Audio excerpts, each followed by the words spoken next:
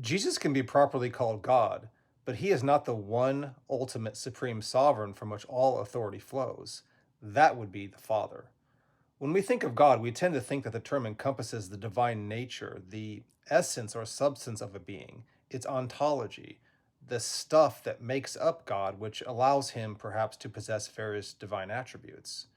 And we want to put Jesus in this category since he's undeniably referred to as God, though distinct from the Father.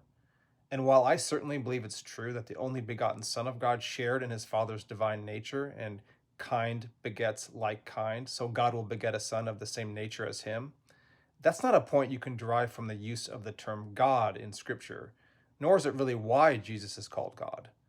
Jesus can and is called God because his sovereignty is delegated to him by his God, who is the Father, Yahweh. Psalm 45, Hebrews 1, therefore God, your God, has anointed you with the oil of gladness more than your companions. And Jesus holds a singular, supreme manner of sovereignty because as the Son, he is God's or Yahweh's agent. Both before and after the incarnation, he's always been an extension of God, even bearing Yahweh's name as his messenger in the Old Testament. And he has derived his sovereignty to reign in his kingdom from his God.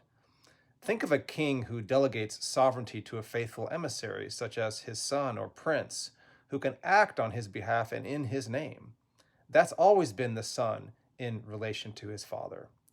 So instead of speaking about a being's ontological status, the term God centers around the concept of sovereignty.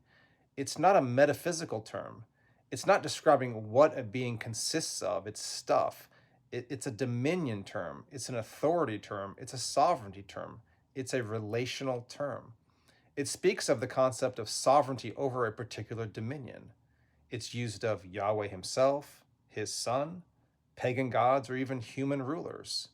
So the mere fact that Jesus is called God says nothing about whether he's equal to the Father or co-eternal with the Father, or if his metaphysical status is exactly the same as the Father's. It's quite plain from Scripture that the Father alone is the ultimate supreme sovereign from which all authority flows. The Son always has been and always will be subordinate to his Father. The Son's authority, which is total and complete sovereignty over everything and everyone, was given to him from his Father.